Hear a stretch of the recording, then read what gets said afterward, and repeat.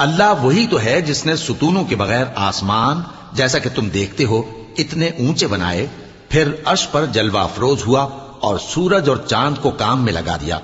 हर एक मियाद मुअय्यन तक गर्दिश कर रहा है। वही दुनिया के कामों का इंतजाम करता है। इस तरह वो अपनी आयतें खोल खोल कर बयान करता है कि तुम अपने परवरदिगार के रूबरू जाने का यकीन करो।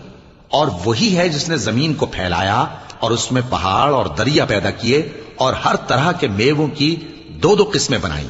वही रात को दिन का लिबास पहनाता है।